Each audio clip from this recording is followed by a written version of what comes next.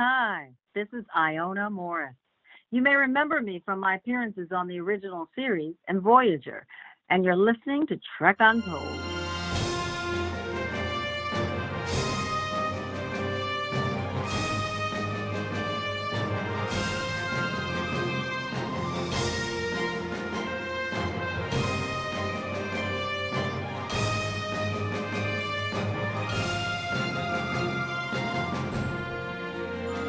Welcome back to Trek Untold, the Star Trek-inspired podcast that goes beyond the stars. I'm your host, Matthew Kaplowitz.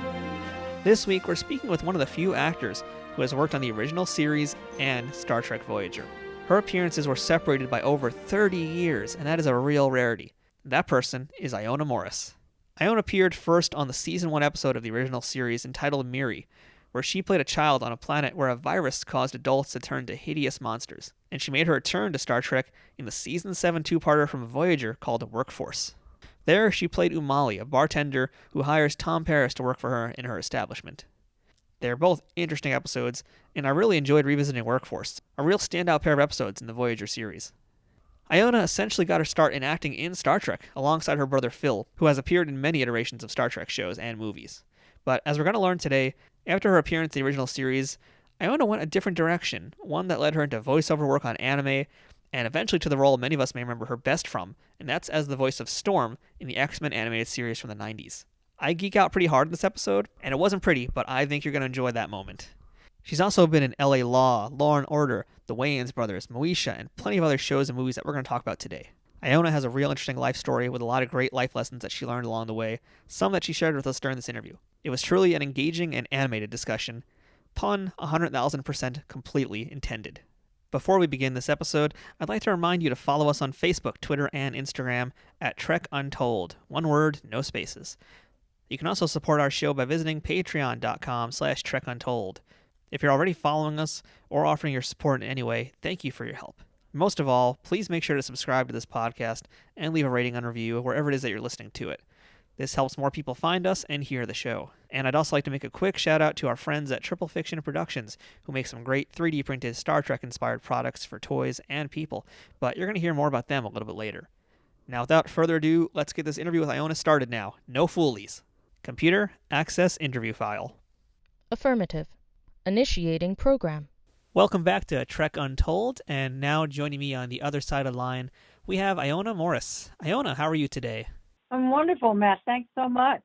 Well, thank you for being here with us today. Now, normally I ask people what their first memories of Star Trek are, but seeing as how you were on not only the original series, but the first season of the original series, I'm going to come back to that question. So I think before we get into this Trek, let's just talk a little bit about how you grew up, who your family was, and what brought you into the world of acting. Okay, cool. So I know that your dad was an actor. Can you tell us a little about your mom and your siblings and where you grew up initially? Yes. Okay, my dad was, as you know, and I'll make sure the audience knows, was Greg Morris from Mission Impossible. He played the character Barney Collier, the smartest guy in the group. And we grew up in Los Angeles. I was born in Columbus, Ohio. We moved here when I was 5. My mom was a jazz singer, and she was pretty doggone good. Her name was Lee Morris. But she had 3 kids. And at that time, women didn't go out and kind of do their own thing very much. So she stayed home to take care of the kids while my dad made it as an actor, and she just never got back to her dream of being a singer. And that has actually propelled me forward in my life, because I think that's sad, because she was really, really terrific. I have a brother and sister, as you know, Phil Morris, terrific actor, and he's also done several Star Trek. And my sister Linda, who's a writer and a wonderful sister. That's right. So you basically grew up around performers. Yeah, I grew up. Well, really, my dad was the only performer. His father was a saxophone player for the, oh my God, it's going to kill me who he's for. Okay, I'll remember. I'll remember just a little bit. And, A train, da, da, da, da, da, da, da. Oh, it's going to kill me. I know, in the middle of the night at 3 a.m., my father's ghost is going to come to me and go, hey, kid. So, but those were the only performers we knew in our family. I'm trying to remember, that's actually like one of my favorite jazz songs, too. I'm trying to think who originally sang it. Duke Ellington? Duke Ellington, yes, thank you. I had the E, but I couldn't get the D. Duke Ellington. And so, yeah, my mom is a singer, but it's funny, neither one of them came from a performer family. Just the two of them, they ended up together. Oh, well, that's some good kismet right there. And I am curious now, Yeah. how it led you and your brother into the world of acting. Well, Phil, you'd have to ask him. For myself, we were a really creative family. So before the days of computers and iPads and iPhones, we were always drawing or writing short scripts. So my parents might go out to a party and they'd leave us, and when they come back, we go, okay, listen. So we wrote this little play, and then we do this little play, or we draw something really cool. Like one Christmas, Phil, Linda, and I, we were up in Lake Arrowhead, beautiful part of California, lots of snow, and we were in the basement creating these large king and queen card figures. We painted. We kept those for years of our parents. We gave them at Christmas time, and they framed them, put them in their home. It was really, really kind of cool. And so just artistically, my mother was a singer, so I would sing, and I wrote and sang, and I liked creating productions in school. That's why I really think it's really important for kids to have the arts in school, because it gets your mind active and imagination about the world. Doesn't mean you're going to be an actor or a singer, writer. You know what I mean? Yeah, very true. It opens up your curiosity about different things. That's how we got Einstein. We have all these brilliant people, and I think that's what the arts do, and that did that for me. And I've always wanted to act, and I've always wanted to direct, which I'm doing a lot of now. And I just one thing to another. Oh, I will tell you this. This is, I think, the turning point in my life. I was 9 years old, and my father was already on Mission Impossible and very well known. And he never wanted his kids to be in Hollywood, because he always saw kids in Hollywood, destroyed in some fashion. And so one day, a producer came to him. It was in the summertime, and he said, "Listen, we are looking for a little black angel girl for this cartoon, and we can't find anyone. Would you please let your daughter audition?" So he came to me and said, blah, blah, blah, blah, blah. They want you to audition. I'll let you do this because it's voiceover. I said, okay, I'll audition. Matt, I went into that booth, and the moment I opened my mouth and I started reading, a little voice said to me, "I'm going to do this for the rest of my life." Oh, that's a great story. Yeah, and yeah, I just went on living my life, and lo and behold, I love voiceovers. I've done many cartoons, as you know. Oh yeah, we're going to talk about a lot of those, because I grew up hearing your voice, and when I first heard your name and looked up who you were, I was like, oh my God, I'm going to talk to Storm. But we're going to come back to that. Okay. So let's talk about now coming into Star Trek, and I am kind of curious, since you were part of the first season of the original series. So I'm curious, had the series already been airing when you filmed your episode? Oh, yeah. The series had been on, and it was successful. It was on the Desilu lot where Mission Impossible was. Mannix was there, and a couple of other shows I can't remember right now. And what they did when they got this script is they decided to go to all the actors and all the shows on the lot and ask them to see if their kids wanted to be in it. So William Shatner's children are in it. We're in it, and other actors' kids, I believe, Spock's kids, Leonard Nimoy's children are in it as well. And so that's how we ended up doing, getting on the episode. And of course, we were so young. I think I was 8 at the time, 8 or 9 years old. I just thought a cool 1 or 2 days out of school. This was fun. And so we shot the episode. And I'll tell you one funny thing about that episode. So yeah, it was 2 days. On the second day, my dad came to me and said, "So baby, they like you, and they want to give you lines. So would you like to read lines?" And boy, I just started to cry. "No, Daddy, don't make me talk. Don't make me talk. I don't want to speak." So they gave the lines to my brother, and I'm so pissed to this day with that little girl. Oh. Oh, not really. But it's so funny, those little things when you're a little kid. That's the And kind of stuff so that haunts you forever. oh yeah. It was my big break, Matt. It could have been my real big break. That episode So for our then, listeners was Miri, which is a really interesting episode, and it's filled with a lot of children yeah, actors. So, and as you mentioned, most of these kids were children of the actors on the Desilu set. So, did you know a lot of these kids before you'd shot this episode? I don't think we knew any of them. So then, what kind of set was that like then? Because you're basically with all these kids who are, whose parents are actors and everything, and you guys are all in this big, enormous set together. I mean, did you guys just run around playing the entire time, or what was that like? Oh yeah, we played. We had a good time. Great lunches, great snacks. It was a lot of fun. And when you're a kid, you're not thinking about your dad as an actor. You're not, or your mom as a television star. You're not thinking about that. You're just a kid being with other kids and hanging out and doing fun things and not going to school that day and working. And we were, when I can't, of course I was a child at that time, but I can remember that I think the benefit of having most of us or all of us who were in the industry is we weren't afraid of, or this wasn't foreign to us. So there wasn't a lot of, hey, be quiet. I think we were all pretty good at doing what was necessary in the moment because our parents, we had been around our parents who were actors. I'd say that was a benefit for us. So in this episode, the story is that when people on this planet become adults, they start to become sick. And there's a lot of kind of gross makeup, I think especially for the 60s, pretty scary kind of makeup. And as a young kid on this set, were you afraid of all these people running around in this kind of scary-looking makeup? The woman who goes crazy and she's dying and it's like all over her body, oh, that freaked us out. Did you guys rehearse that scene before it happened, or did it just happen and then all of a sudden here she is? I don't even remember, but I remember it was a real scream. So that was legitimate terror. Yeah, she looked terrible. That was scary. It was a good thing that it was only her, Yeah. I wonder about that sometimes with the other kids on these horror films. I'm like, oof, what do they tell them? But yeah, she was scary, so we didn't hang out with her very much. Now, in particular, you got to do several scenes with William Shatner. What do you remember about working with him? How was he with kids? I remember he was a very nice man. He is a very nice man when I was a child at that time. Friendly. He made us feel comfortable.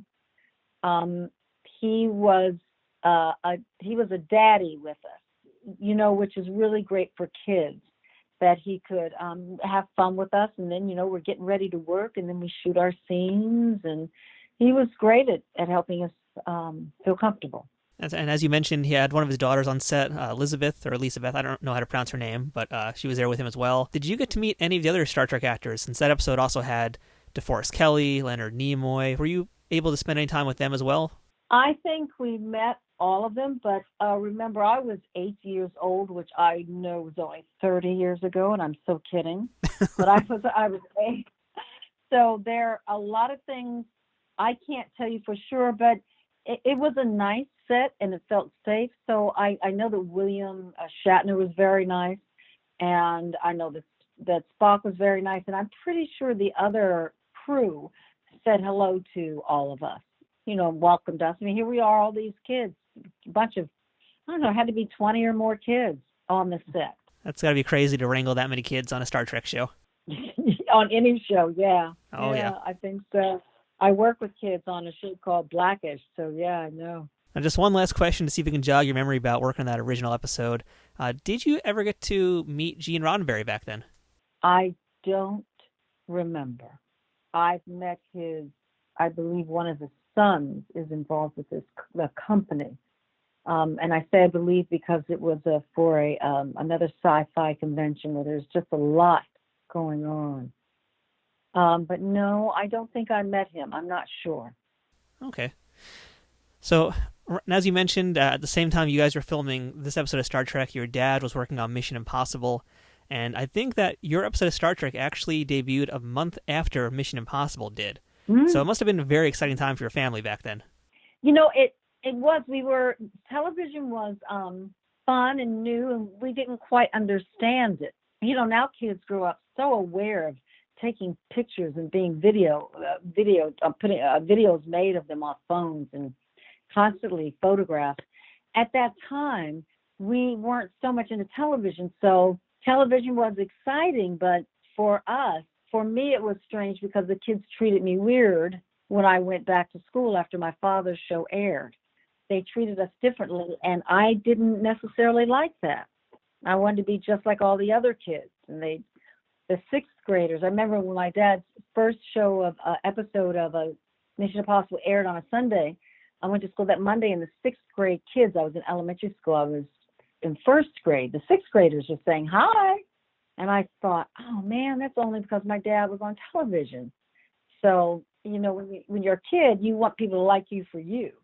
So you mentioned a little bit about how you weren't necessarily going to be part of the acting world initially, and according to IMDb, there's a pretty big gap aside from like one appearance between basically after your Trek appearance to about 1980. So right. What were you doing in between that time besides just being a normal kid? During that time, I was kind of flexing my writing chops, writing a lot of poetry, writing little short stories that I kept to myself. I was in some musicals when I was in school. And then I went to college, Pitzer College in Claremont, California, and realized that with everything I was doing and planning for my life, I really wanted to be an actor. So I left school after 2 years, and I was living in Los Angeles, moved out on my own, much to my father's chagrin, who just knew I was going to be back home in no time, but I never went back home. And I started working at a really cool rock and roll radio station here called KHJ. And I worked for the music director. And what that meant is, at that time, they had a lot of people who would come from the music, from the record companies, and they bring their new song. But then they go, hey, I remember when the record for Billy Joel, Don't Go Changin', first broke. I'll never forget that. We were the first station to play it. And since I was the music director's assistant, every week we would do a recording where these the people, A&R people from the record company could call in and find out what was happening with their record. And that's where voiceovers started for me. Because they would call in, they'd hear my voice, and they'd call up and go, who is that girl? So I kept getting that, and they wanted to see if I wanted to be a DJ, but no, that wasn't what I wanted to do. And then I worked in another station in LA, and that's where I would talk on the phone, and people would call up and say, who is she? I took my first voiceover class. I took another voiceover class. I took 3 voiceover classes, and then I took an animation class. I was 21 at the time, and that's when I started auditioning for different animated products with Hanna-Barbera. Shows, not products. Hanna-Barbera was really big, Warner Brothers, cartoons, and one thing led to another. And that's how I got into voiceovers. Acting, I was always in plays. And when I was in college, I was in a play, and my father was very upset. He did not want me to be an actor. He was concerned about I would end up eating beans or peanut butter sandwiches. I wouldn't be able to work. And he's concerned about these old men out here and how they were treating young women. I find it interesting that your dad was, such a big star and as well one of the first real African-American stars on TV. And here he is telling his daughter, don't go into this business. That's kind of crazy to me to think about that. Well, he, being a man and being around men all the time, he was worried about the casting couch. And being a performer, because that was something that was new to him, he didn't grow up in it. He was lucky. He really knew how lucky he was. And he saw a lot of actors, and especially black actors and actresses, who were not working. They might do a great guest spot, they might do a great commercial, but they really weren't making a living. So he was concerned about his children not making a living. And so, but he came to see me in a play called Death of the Salesman when I was in college. I was 19. And he wept. And he said to me, you have to be an actor. This is what you're supposed to do. Trek Untold will return momentarily. Trek Untold is brought to you by Triple Fiction Productions. If you're a Star Trek cosplayer looking for props or toy collector looking to spice up your shelves, Triple Fiction Productions has you covered. Triple Fiction Productions produces affordable and unique 3D printed Trek-inspired products from the original series, Next Generation, Deep Space Nine, Voyager, Enterprise, and the movies. You can expect the same amount of care and attention to detail in any of the items in their catalog, whether it's a prop replica for use in a fan film, or part of a cosplay, or accessories and playsets for figures from Playmates, Migos, or Diamond Select. Own your very own tricorder or phaser rifle with working lights, the bridge of the Enterprise E for your Playmates figures, or any other item from countless species and ships from the Star Trek universe. All products are 3D printed in the USA and are constantly evolving and improving based on fan feedback. To learn more about their products, visit them at triple-fictionproductions.net or on Facebook at facebook.com/triplefictionproductions. Triple Fiction Productions, taking Star Trek where no 3D printer has gone before.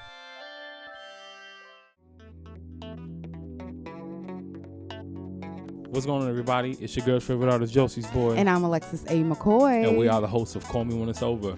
We are more than just a podcast. We are a culture cast. Yes, and you can check us out every single Saturday with a brand new episode. We're available on iTunes, iHeartRadio, Spotify, and Google Play. And you can catch us on our homepage at RigsWorksNetwork.com. And don't forget to follow us on Instagram at _Call Me When It's Over. That's right. And as always, speak up, speak out. And leave your ego at the door. We now return to Trek Untold. We were talking about your voiceover work, and in 1980 you got your first major role, or at least it is major now. I don't know how it felt at the time, but that was a role in Lupin III in the English dub of that anime. And this would lead to a lot of other voiceover work, specifically in anime. So at that time, I don't really think anime was really that big or even that well known or understood by Americans, and especially as being a product for more so adults than it is for kids. Did you know anything about manga or anime or any of that Japanese animation stuff at the time? Not a thing. And I didn't know anything about looping. I got a call one day from another actor who's given my name. And to this day, I don't remember who that was. I've often tried to think of that person so I could thank them. And I show up at this place called Intersound on Sunset Boulevard. I didn't know what looping was. I didn't know I didn't know any of that. And I saw the product. They put up the animation on the screen, and you had to dub, which meant you had to fit your English dialogue into their mouth. And I was really good at that. And so I started working, and I've done several films. I haven't done it in many years, but I started doing that, and that led me to Robotech. Yes, you did Robotech. You went on to do Captain Harlock, Megazone 23, Silent Mobius. The list goes on. Which anime did you enjoy doing the most, and did you start to watch any of this stuff and become a fan of it? Anime was still very early. It was still something that was so different that I didn't completely, honestly, I was in many things, but I didn't completely jive with. I didn't dislike it, but it wasn't something I was like, oh, I really love this. What really got me was Robotech, because Robotech was a serial show. And so you got to know these characters. And so it was fascinating to me to see this animation from Japan where every week you got into these characters' lives. And I really liked that. That Robotech I really loved. And then it was fascinating to me when we were in the studio and you've got a translated script into English that you're putting into the mouth movement. And it's an art form that is just wonderful, because when you get a difficult sentence, it's a sense of real accomplishment and real creativity when you really cannot tell whether this was drawn to that person's mouth. And oftentimes in the recording studio, I remember we might change some words. It's so interesting. These brilliant writers, they could write out a sentence, and then once we get in there, he or she would realize, actually at that time it's mostly men, he would realize, oh wow, that's actually 2 or 3 words, not just one. So some things we would find together, and that was very exciting. Yeah, it sounds like a very challenging type of voiceover work to do. Can you tell us and inform us a little bit about how you go through that process of making these syncing movements and these sounds when you do anime? When you're doing the work of dubbing in the script, you have a line. The line is, after we finish this, I need to go to the store. And that line was originally in Japanese. So the characters moving their mouths, labials, they're moving their mouths up and down. And the important thing is you've got to fit those words, those letters into that mouth. So when that mouth closes, or when it's supposed to say, I'm going to the store, when the store or happens, you have to see the shape of the mouth needs to be that shape. So you learn the line, pretty much you memorize the line, and you look at the mouth and you go with the rhythm. It's a rhythm, it's a movement technique, it's a creative technique, because you can't just say, I need to go to the store. There's emotion. I really need to go to the store. So there's emotion in there that you've also got to put in. So you're putting in the movement of the mouth, the rhythm of the movement, the emotion. And after, I really have to show you as we're looking at animation, but it's just interesting as the mouth goes up and down, those are labials that are happening, B's and C's and K's and K's that are going on, and L's and M's and N's and P's, where you see the mouth moving. And once you learn that, that's how you know you need to put those words in. Very interesting. And I like, yeah, it really is, because not everyone can do it. I think you have to have rhythm. I think you have to be musical, and you have to be a good actor as well, and to memorize the movements. It's like going fish. Oh my God, was that mouth move? Was that mouth opening after she throws her head back? Did she open her mouth? Did she close her mouth? So you're looking at the physical movement of the anime as well as the character's movement, which tells you so much about how they emotionally feel in the moment. You know, we don't need any language to see someone's body language to know what they're emoting in that moment. Yeah, it's very fascinating, and clearly you've got quite the talent for this, because you've gone on to do so much more work in voiceover, not just anime, but also American shows that we're going to talk about now. So you were on both The Real Ghostbusters and Extreme Ghostbusters, which I'm a giant fan of. You've been in The Tick, Bobby's World.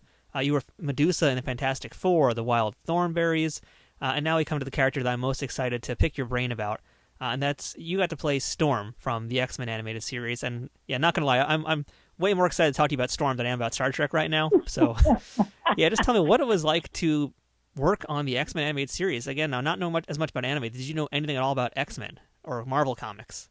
Not a thing about the X-Men. So that's a really cool story. A gentleman, and I believe Larry is his last name. I just looked it up. Larry is his first name, and I'm just looking for Larry Houston, Yep. I think was his name. Yep, Larry Houston. Larry Houston. I believe it was Larry, and if not, Larry's going to get the credit. I worked with Larry in anime. So years have passed. I haven't worked in anime. I'm off doing other voiceovers, and I get a call one day, and he says, listen, I am bringing the X-Men. I don't know who they are. He explains them to me. I'm like, okay, we're going to do this animation, and it's you. I need you to come in and replace this voice, a Storm. And so I came in. He already wanted to hire me. He was the director, writer, but the people in Canada, it was a Canadian animated show, they needed to hear my voice to sign off on. So I came in, auditioned. They loved it. They hired me. So that night I called my brother up and I go, hey, Phil. So, because he is the comic book king. Let me tell you, he's got so many originals. So I knew he would know. So I said, hey, babe, got this job as playing Stormy. But, come over right now. So I come over. He brings out a couple of comic books, along with the white gloves. And I take them out of their plastic sheaths, and I'm reading, and oh my gosh, I'm like, man, Storm is a badass. This is gonna be so cool. I'm very excited about this. And then for years I voiced Storm, and it was wonderful. It was very important to me as she became, as X-Men became very famous and well known, and myself with the show, The Voice, that I met with the animator over the phone, and I told him I really wanted Storm to stay the color she was. She was a brown-skinned woman, superhero.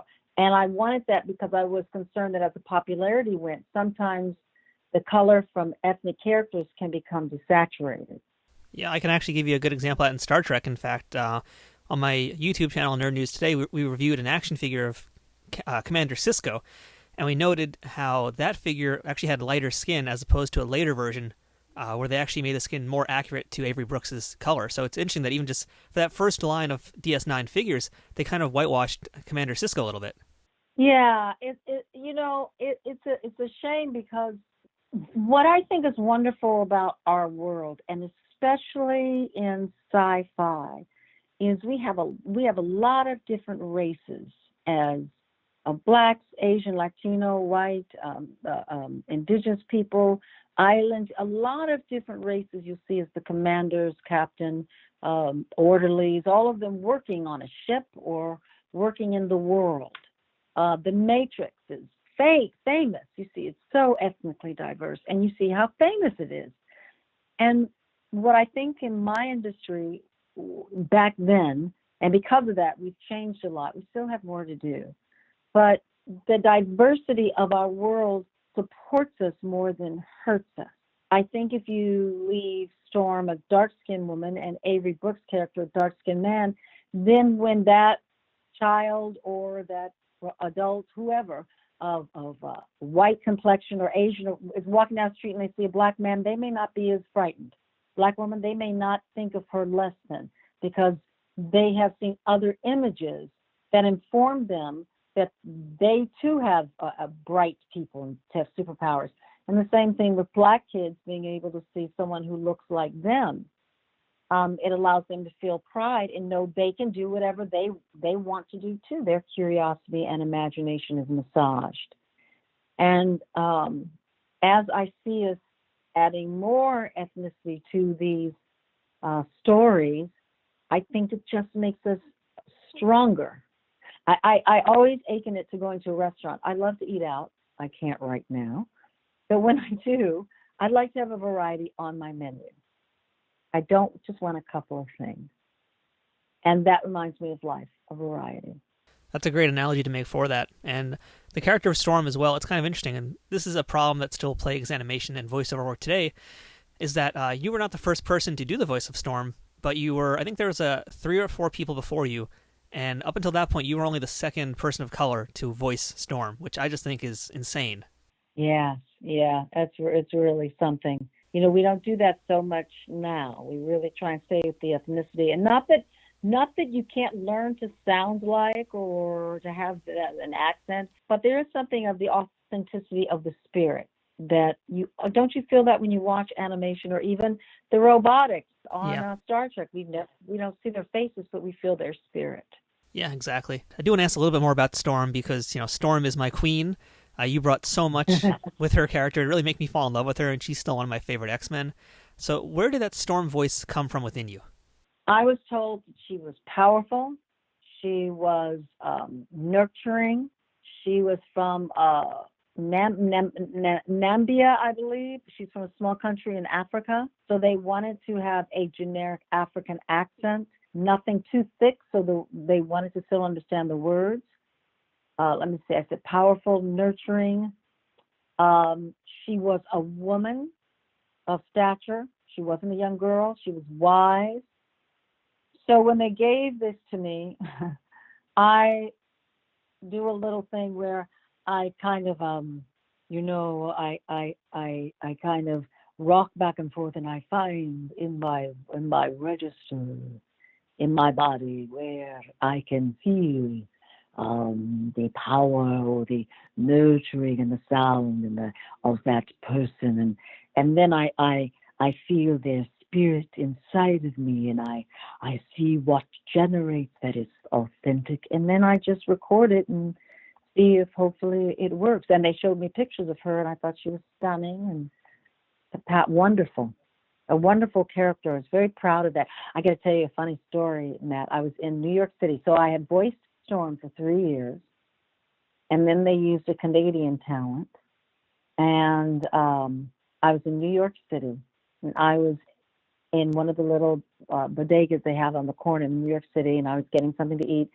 No, I was getting a magazine, and I was talking to the clerk, and all of a sudden I hear this little boy say, "Dad, is she Storm?"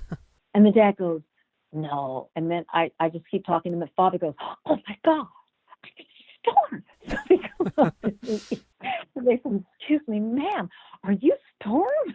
I just out of nowhere, it was so great. I said yes, and their response just made me feel so good that they relate to her. They feel the way you feel about Storm, and it was a lovely moment that they just heard me speaking naturally, but the essence of Storm is still there. Now, you just alluded to it, and just real quick, I would like to get the story, because it's kind of some BS in my opinion, but can you tell our listeners why you were ultimately replaced on the X-Men animated series?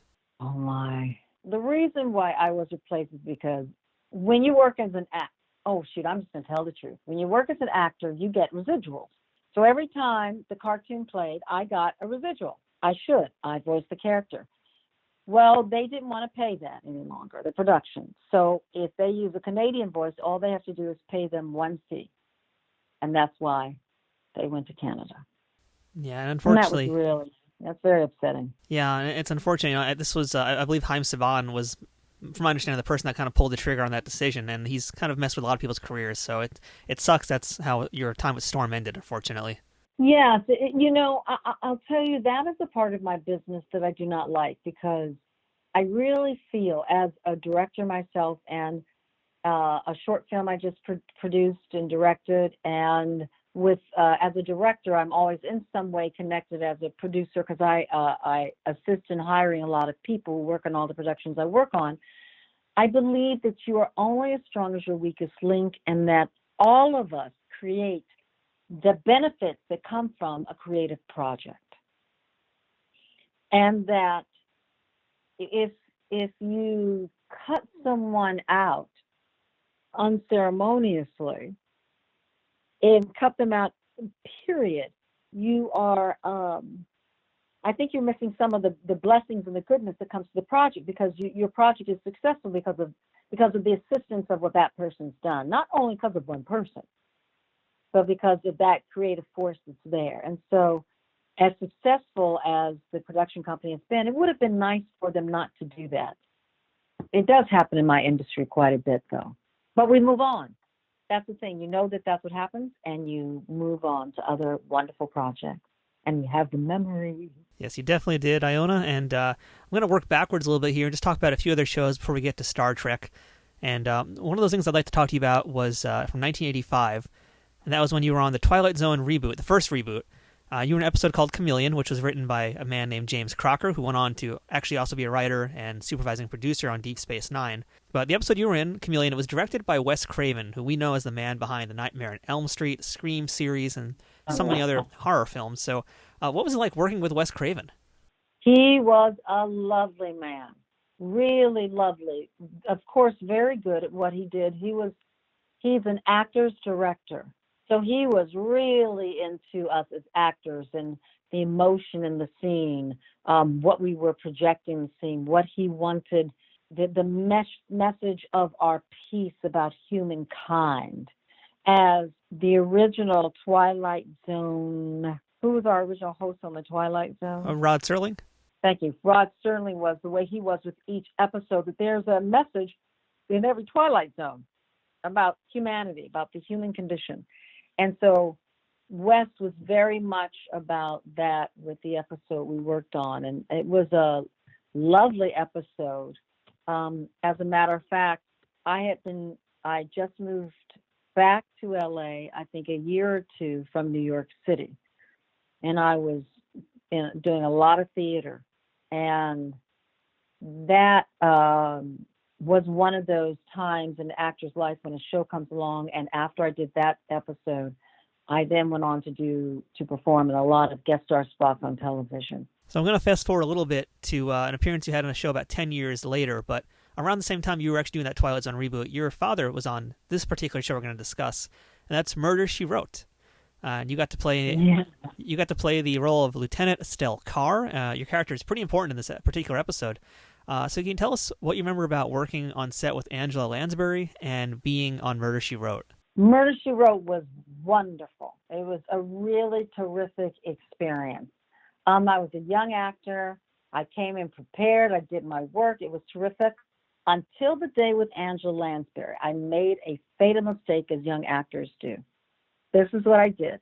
The first day I worked, she wasn't there. We were on location. It was wonderful. Wind was blowing. My Clairol hair was just blowing perfectly. It was a beautiful California day. The crew was terrific. Really enjoyed it. And then on my second day, I worked with Angela. Well, that was a scene. I didn't have a lot of lines with her that day. I was on for, I think, maybe 3 days or 5 days. I don't remember now. And so I lightly learned my lines, but I was, as old folks call, I was smelling myself. I was feeling very cocky. I was feeling really good because I was the hit the day before. Everyone loved me. I knew my lines. I was right where I was supposed to be. I looked good on camera. I had good stuff going on.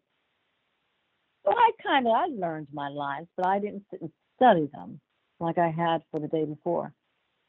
Well, when the power of someone like an Angela Lansbury comes in front of you with her work, and you're a young kid who is still, I had somewhat of a foundation, but I was still really finding my foundation of work. I want to explain that. As an actor, as someone, right now you're doing your podcast, as a radio personality, as a ditch digger, as anything you do that is a career, a craft, that's more than a job, there is a foundation you have that you tend to always do so that your work is of quality.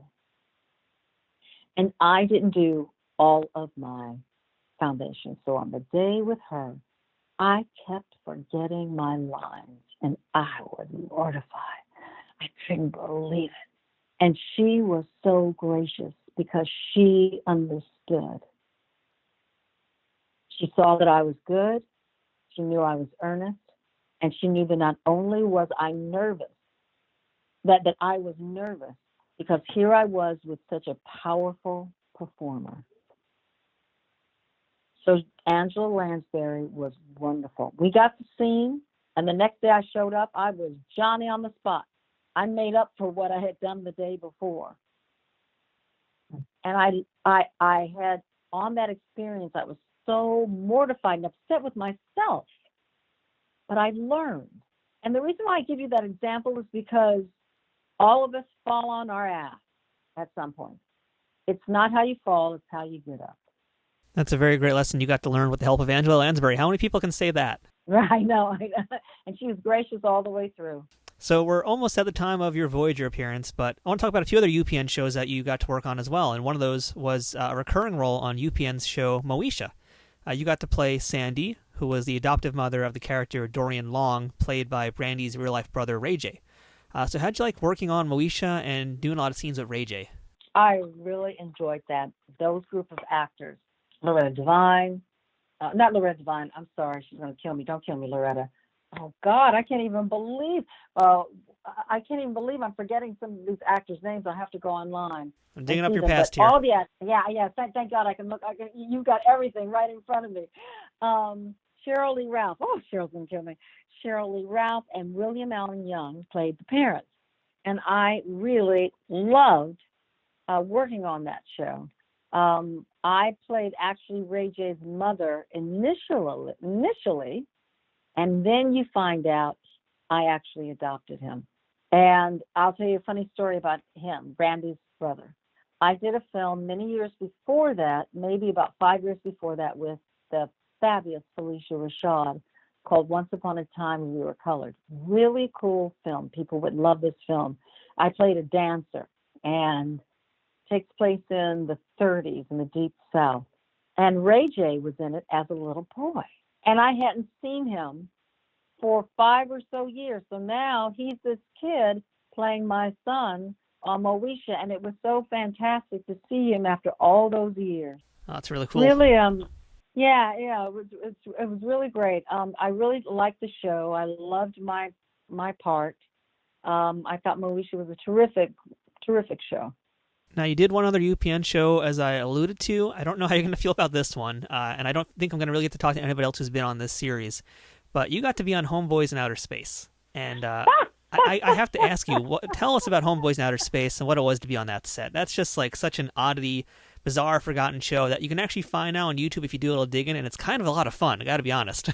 It is. It's really, it's like a B or C rated movie that you can't take your eyes away from.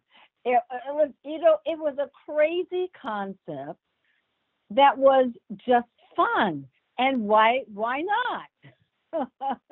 That was a fun show. I worked on that all week long too. That was a fun show to be on. Yeah, just real forgotten gem, honestly. I'm not surprised it didn't get renewed beyond the first season, but fun little thing if you guys can check it out. It's worth digging up. Yeah, it was a fun little thing. Back then they didn't have as many, of course, the avenues to watch television. And I think if it were to come out now, it would probably that would be a really cool show to revamp. Yeah, and it's just kind of funny, just like looking at it again. This was in a way almost a breakthrough, but almost kind of a stagnant breakthrough, because it's basically a sci-fi show with predominantly people of color in it, and you don't really get that even today that much. But I just feel like the material wasn't quite handled as well as it could have been. It was missing a few steps, so it was like it was almost there, but not quite ready. And I think if it was done today, yeah, they'd get it right. Yeah, they were. I'm with you. It was so new, and I think there was a little fear about, are people going to get it? I don't know that for a fact, but it was a groundbreaking show it was only on for a year or two. I don't really remember now. So finally, 2001, we have now reached your appearance on Star Trek Voyager, and that was in the two-parter from Season 7 called Workforce. Really great two-parter. You got to play the role of the bartender Umali. So let's just start at the beginning here. How did you get the call for that role?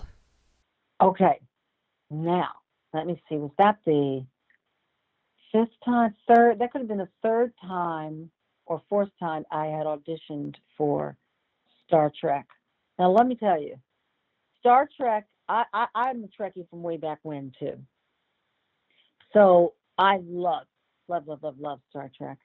And every time I had auditioned prior to this, I either had, was coming for, it was like a last minute thing. So I was working on a play, because I tell you, I direct theater. I'm working on a play. And if I'm writing something at that time, I'm so busy doing that, then I wasn't quite into the audition for Star Trek, but I really wanted the part. But every time I auditioned, I didn't get it. And I was like, when am I going to get this part? So finally, this part comes up, and I can just feel it. It's got to be mine. And sure enough, I got the part.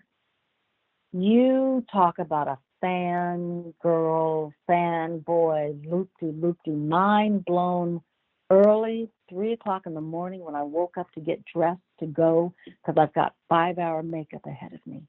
And I walk on that lot, and I'm just in heaven. Now, I've done all these other shows on the lot. It's the Paramount lot at that time. I've done all these shows.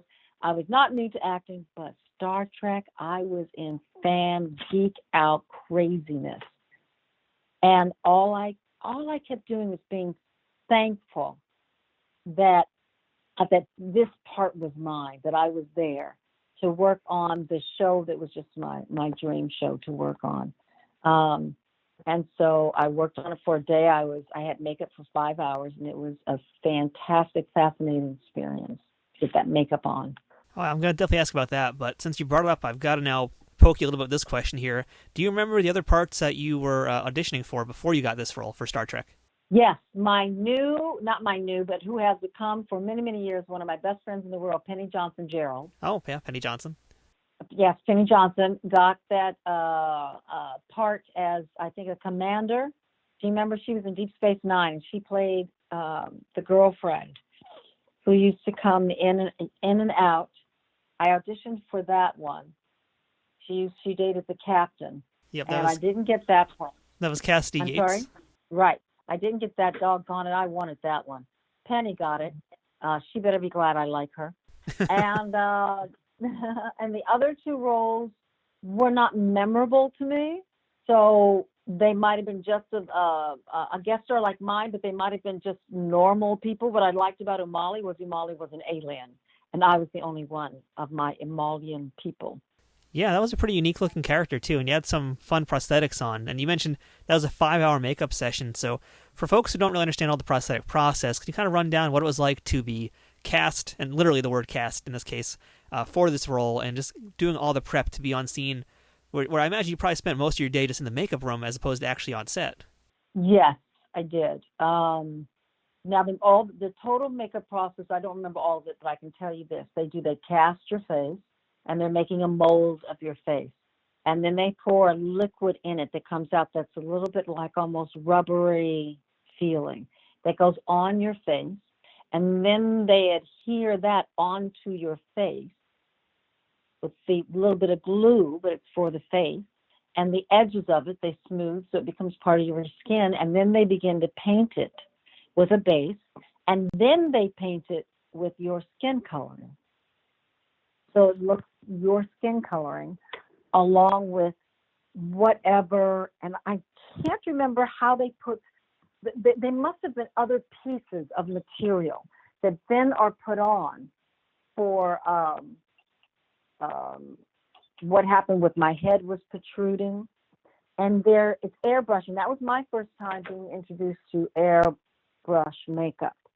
So they airbrushed most of the coloring onto you, as in the dark shade parts of your face, different colors of your face, texture they put on so it looks like it is your skin. And then the headwear they put on to make sure, they had different headwear that we tried, and we finally landed on one that I thought was just really interesting. And then something you guys never got a chance to see. They gave me these big orange cat-like, not glasses, but contact lenses. And she was fabulous. But I'd never worn contact lenses before. When they finally put the contact lenses in, after I'd made up, I waited another 5 hours before I did the scene. Well, the contact lenses started to make me tear, and it scratched my cornea. So they had to take them out. And now it's time to shoot the scene. So my right eye will not stop tearing. It will tear big drops, and then it'll stop for a few seconds. So the way we shot the scene is we had to shoot the scene where I'd say a few words, and after a while, it became so difficult to shoot the scene without my eye tearing that we had to shoot the scene, and then I'd freeze as they came and wiped my face from the tear, go back a couple of words, and continue with the scene. That is a really rough process to go through. Oh, my God. I couldn't believe it. I waited all these years to get back on Star Trek, and this ends up happening. The cool thing was we got it, and the actor I worked with was very patient and understanding. It was really great. We got the scene. I was disappointed that the show didn't go forward, that it was the last season, because it really would have been a cool character to develop. Now, you mentioned that scene you were with. That was with Robert Duncan McNeill. He was Tom Paris. And you said he had a ton of patience in that scene. So what was it like working with him, being side by side with him in that scene? Very nice gentleman, very good actor.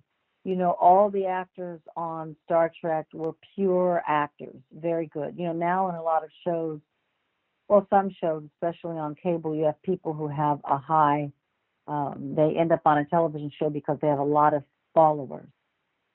These weren't people who necessarily they didn't have that kind of a thing at that time. We didn't have Instagram, Facebook. These were good, trained actors. He's a wonderful actor, very nice man.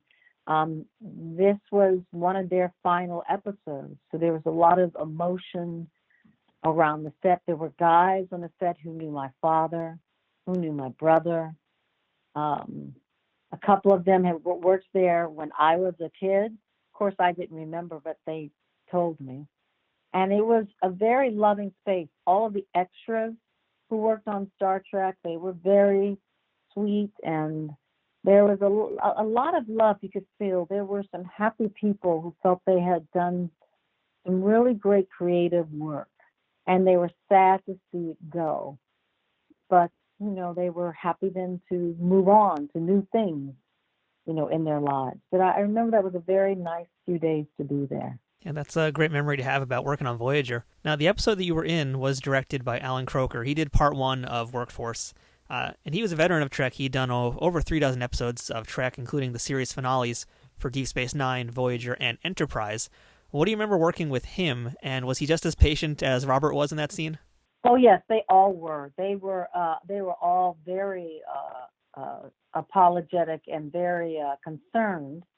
Fortunately, the eye healed faster than any part of your body, so they took very good care of me. And they were all very patient. As I told you before, once before, it's not that you fall, it's how you get up. So this is a problem that we have to work through. And that's what I was doing. I just worked through the problem so they could get what they needed. So they appreciated that. And they were all very patient and giving. Now, when this episode aired, did you watch it on TV? Were you watching Voyager as a fan that time as well? Oh, I absolutely watched it. I could not wait. I told everybody. Didn't you get a letter from me? Still waiting for it.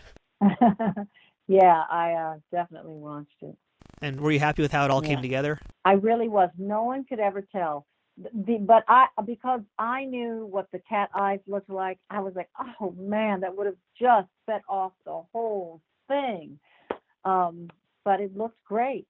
I was happy with the work, and I thought that Tom Paris and I had a great little relationship there together. The friendship. I was his boss. Yeah, it was good chemistry between you two. And again, I felt like it was a little bit of that commanding presence that Storm has had also. So that's something I felt out of it. Yeah. Yes, I can see that. So after Voyager, you continued to work in many TV and voiceover roles, and as well as video games. And so the one I want to talk to you about in particular, it's probably not the most glamorous of roles that you've done in voiceover, period, but you got to work on Grand Theft Auto 5, and I believe you were one of the people who did a lot of the background audio for characters. So I'm curious, what is a recording session like for a Grand Theft Auto game? It is pretty much like a lot of the recording sessions when you come in. You're coming in by yourself. You have a series of lines. If they have, and I don't remember honestly from this one at that time, but sometimes if they have a section that's already drawn, then they'll show it to you on a television screen so you can see what's happening. There are several people in the outer room with the engineer. They're there to give you one's giving direction. There are often several people who are talking about to make sure the mood at the moment is what they wanted, the edge of the character is what they wanted, that the story is moving forward with every single line. There is nothing at all wasted. And it's always a lot of fun changing your voice, a higher voice, a lower voice, an accent, gruffer voice, a voice with a different tempo to it so that it adds another slice of personality to it. All kinds of things. I really enjoy doing that, and I particularly like when I'm playing several different characters because people don't know it's the same character. They don't know. It's kind of fun. Very true. Now, obviously, we can go down every single thing in your resume for voiceover work and acting, but we're going to be here all day if we did that. But I would like you to update our listeners on what it is that Iona Morris is doing these days. Well, these days, for the last 6 years, I've been working on a show called Blackish as their dialogue and acting coach with the kids on the shows who've won a lot of awards, and they're just tremendously talented. Wonderful. And that's been really terrific. And the reason why I took that job was because I've been directing a lot of theater, and I want to start directing television and film. And it gave me a chance to be part of the crew and to see how it is to direct a television show. We have a different director every week, so it's been really magnificent to do that. I've been doing that for the past 6 years. I just shot my first short called Celeste Dreams that I exec produced, wrote, and directed.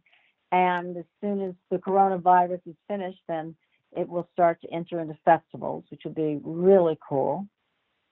And right now, like everyone, things have stopped. Other jobs that I had coming up have stopped. I'm getting back into voiceover, so I'm part of a voiceover professional workout group every 2 weeks so that I can get my chops back into the game and learning new things with the computer and an iPad of we're all creating studios in our homes now, so I'm creating a studio in my house. And there are two really cool things that I just started working on that I love. One is called Goodies of Gratitude, and that is where people make home-baked goods and deliver them to our frontline heroes in the hospital. And we just had our first Goodies of Gratitude Day, where we had 9 bakers in 4 hospitals, and we delivered oodles of cakes and pies and cookies and cupcakes, and they loved it. Oh, that's great. And it's going to become, a national event that 2 partners of mine and I are putting together. So I'm really excited about that to support our medical workers. And then the other one is on Friday night, that's something called Zumetta's Poetry Jam, which we just had our first one last Friday night, and we had over 40 people. That's awesome. It was awesome.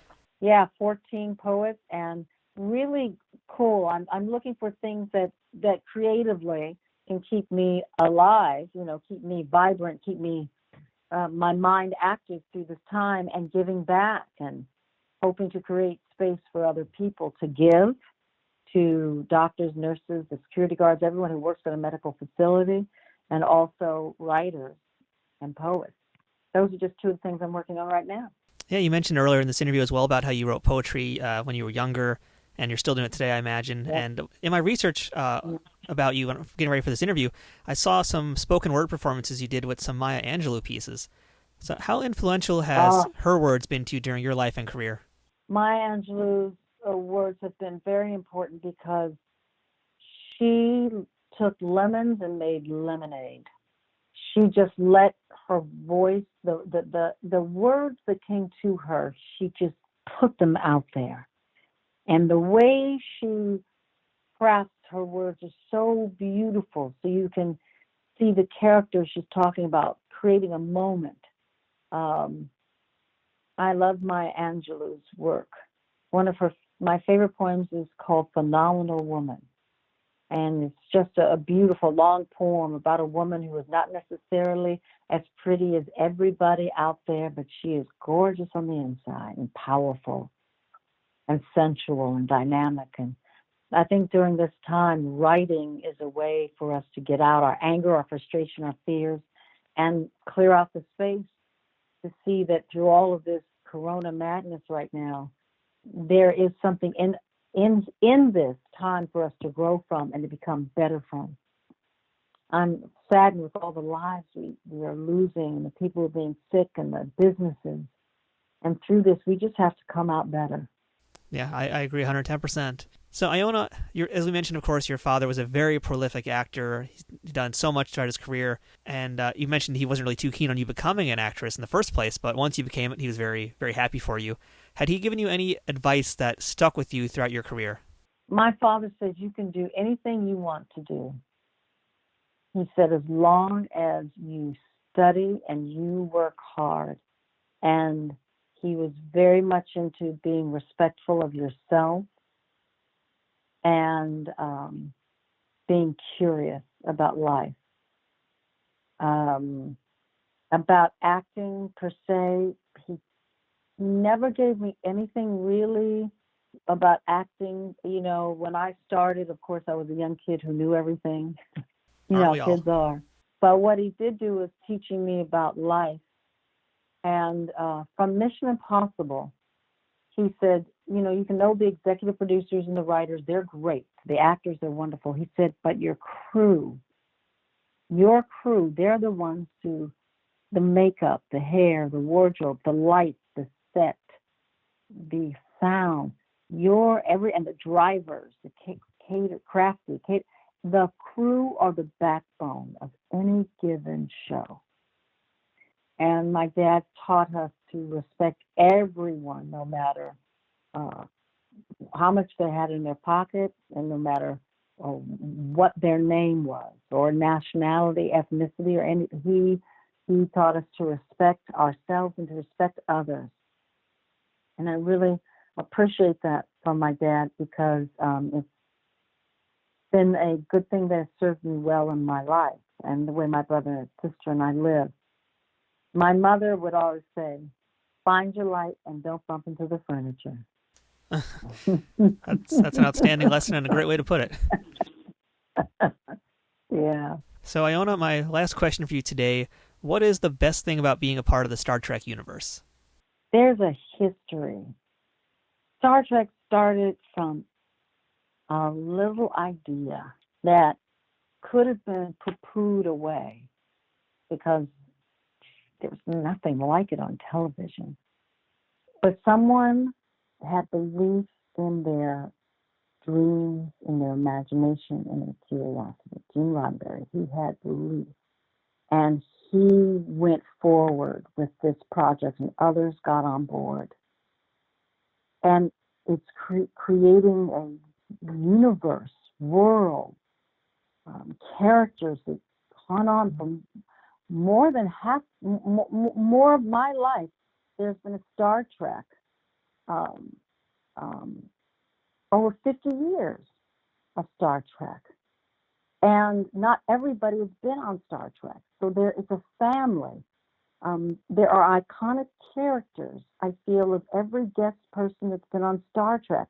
They are iconic characters that stand out in every version of Star Trek. Voyager, Deep Space Nine, on and on. And that's a family that is a very special family because Star Trek started so much. And that's what I love about being on Star Trek. You can see young kids to those, unfortunately, who are no longer here. The original 5 or 8, oh my God. We're so lucky to still have Shatner. And you are one of those guest actors who's contributed to the world of Star Trek, and that's why we're doing this podcast, is to talk to folks like you who, might not have as big of a voice as William Shatner. So it's been really great to chat with you and hear your thoughts about not just Trek, but your entire work. Thank you. Thank you. It's nice to do this with you, Matthew. You're a wonderful interviewer. Oh, thank you so much, Iona, and we appreciate your time today. It's been very enlightening, and thank you again for talking to us, and especially for being on Star Trek, especially with such a gap in between. Absolutely. I would just like to say this. Whatever your dreams are, whatever vision you can see for yourself, if it continues to gnaw at you, listen to it and do it.